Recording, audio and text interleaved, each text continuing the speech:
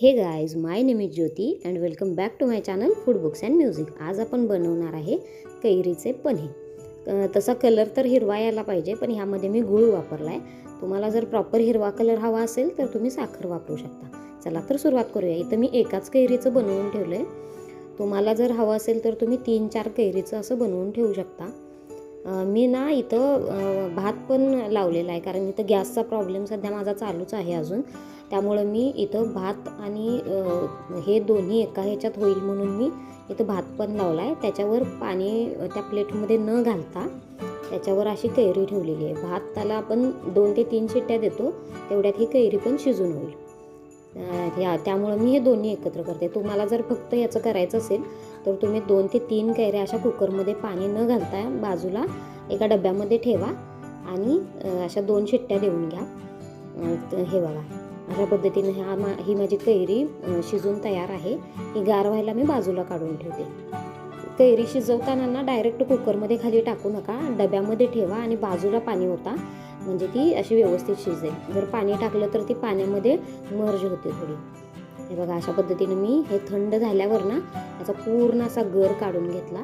हे खूप पौष्टिक असते। याचं पन्हं, याचा गर बनवून फ्रीजमध्ये ठेवला किंवा डायरेक्ट पन्हं बनवून बाटल्या भरून फ्रीजमध्ये जर तुम्ही ठेवल्या ना, असं बाहेरून आलं तर एकदम एनर्जी देतं आपल्याला। हे कैरीचं पन्हं खूप पौष्टिक असतं। आपला महाराष्ट्रीयन ऑथेंटिक प्रकार आहे हा।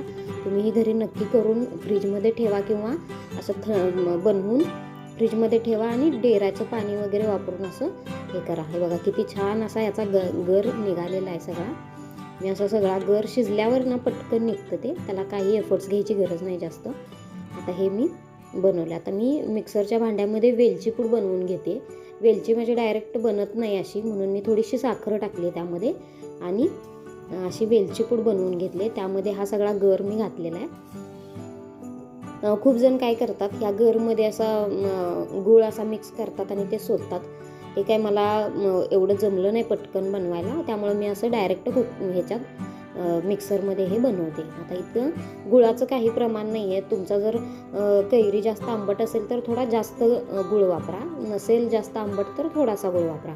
तुम्हाला इथं पिवळा पिवळा नको असेल तर तुम्ही साखर पण यूज करू शकता। आता मी हे बाजूला एका डब्यामध्ये काढून ठेवलं आहे आणि हे ना असंच तुम्ही फ्रीजमध्ये ठेवून दिलं, एअरटाईट पॅक डब्यात असं तुम्ही हे ठेवायचं आणि हे फ्रीजमध्ये ठेवून द्या। तुम्हाला ज्यावेळी ते कैरीचे पन्हे प्यायचे असतील त्यावेळी असा डबा बाहेर काढायचा फ्रीजमधून आणि असे 2 चमचे हे घ्यायचे आणि त्यामध्ये थंडगार असं डेऱ्यातलं पाणी वापरा किंवा फ्रीजचं पाणी वापरा।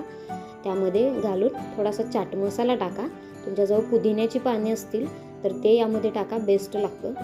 आणि तुम्ही असा कैरीचे पन्हे घरी बनवून बघा। खूप छान असं रेसिपी आहे आणि खूप पटकन बनणार आहे। आपल्या रेग्युलर स्वयंपाकासोबत हे कैरीचे पन्हे बनवून तयार होतील। तुम्ही हे घरी नक्की करून बघा असे कैरीचे पन्हे। चॅनेलला अजून सबस्क्राईब केलं नसेल तर नक्की करा।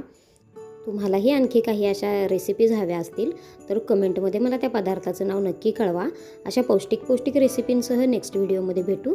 तोपर्यंत बाय।